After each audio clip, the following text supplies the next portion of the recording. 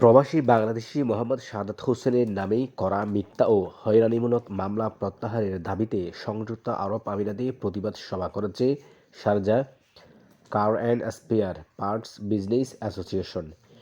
গত ৩ জানুয়ারি শারজা বাংলাদেশ সমিতির হলরুমে প্রতিবাদ সভা অনুষ্ঠিত হয়। প্রবাসীদের নামে এ ধরনের মিথ্যা মামলা বন্ধ ও হয়রানি রোধে সরকারের দৃষ্টি আকর্ষণ করেন বক্তারা। আমি শাহাদত ভাইকে চিনি না, কারণ শাহাদত ভাই কোনো রাজনৈতিক ব্যক্তিত্ব নয়।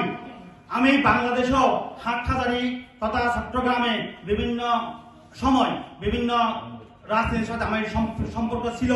আমি বরিচ্চর ইউনিয়ন পরিষদের চেয়ারম্যান এবং বরিচ্চর ছাত্রদল যুবদলের সাধারণ সম্পাদক ছিলাম, হাটহাজারী যুবদলের জয়েন্ট সেক্রেটারি ছিলাম, চট্টগ্রাম উত্তর জেলা যুবদলের আইন বিষয়ক সম্পাদক ছিলাম এবং শারজা এসে আমি শারজা বিএনপির সাধারণ সম্পাদক, সিনিয়র ভাইস প্রেসিডেন্ট এবং ইউএ বিএনপির জয়েন্ট সেক্রেটারি এবং অ্যাডভাইজার ছিলাম।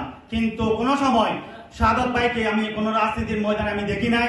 উনি ব্যবসায়ী মানুষ, ব্যবসা নিয়ে সবসময় ব্যস্ত ছিল। আমি শাহাদত ভাইয়ের নাম শুনেছি জাপান থেকে। জাপানে আমার এক বন্ধু মোস্তাক ভাই উনি বলেছেন শাহাদত ভাই স্পার্টসে ব্যবসা করে, এখানে জাপানে আসে, ওনার জায়গা আছে, এখানে ওনার অনেক ব্যবসা। সবাই বক্তারা বলেন, ভুক্তভোগী মোহাম্মদ সাদাত হোসেনের বাড়ি চট্টগ্রামের হাটহাজারী উপজেলায়। আমিরাতে তিনি বিভিন্ন সামাজিক ও ব্যবসায়িক সংগঠনের নেতৃত্ব দিচ্ছেন। জুলাই বিপ্লবের সময় এই প্রবাসী দুবাই থাকলেও দেশে তার সংশ্লিষ্টতার অভিযোগ এনে মিথ্যা মামলা দায়ের করে একটি মহল। মূলত চাঁদা আদায় ও হয়রানির উদ্দেশ্যে এই মামলা দায়ের হয়েছে বলেও অভিযোগ তাদের। আমি আজকের এই প্রতিবাদ সভার মঞ্চ থেকে আমার হাটহাজারী সমিতির পক্ষ থেকে আমার সভাপতি সাহেব উপস্থিত আছেন, আমি প্রতিবাদ জানাচ্ছি আগামী 2-4 দিনের মধ্যে এই জিনিসটার কোনো একটা সুরাহা আমাদের হাতে আসতে হবে। অনতি বিলম্বে মামলা থেকে তার নাম বাদ দেওয়ার দাবি করেন তারা। বক্তারা আরও বলেন, ভুক্তভোগী শাহাদাত দীর্ঘদিন দুবাই ও জাপানে ব্যবসা পরিচালনা করেছেন। তার বিভিন্ন ব্যবসা প্রতিষ্ঠানে অন্তত 2 শতাধিক বাংলাদেশি কর্মী কাজ করেন। তিনি অসহায় প্রবাসীদের পাশে দাঁড়িয়ে নজির তৈরি করেছেন। দুস্থ ও অসুস্থ প্রবাসীদের জন্য যেমন আর্থিক সহায়তার হাত বাড়িয়ে দেন, তেমনি মৃত প্রবাসীদের মরদেহ দেশে পাঠাতেও শাহাদাত হোসেন আর্থিক সহযোগিতা সহ গুরুত্বপূর্ণ ভূমিকা রাখেন। হয়তো আপনারা অনেকে জানেন না, এবং আমার পাশে জানেন, উনি যে একজন মানবিক মানুষ। আমি বিগত 5-6 বছর এই সংগঠনের সাথে জড়িত। আমাদের চট্টগ্রামের বাইরেও ঢাকা জেলা, সিলেট, বরিশাল, বাংলাদেশের অনেক জেলা থেকে আমাদের অনেক সহকর্মী আমরা ওনার সাথে দীর্ঘদিন যাবত কাজ করে যাচ্ছি। আমার বাড়ি হচ্ছে নোয়াখালী, সিলেটও অনেক লোক ওনার কাছে আসে এবং আপনার ফেনী বলেন, ঢাকা বলেন, অনেক প্লেয়ার আমাদের সাথে খেলে।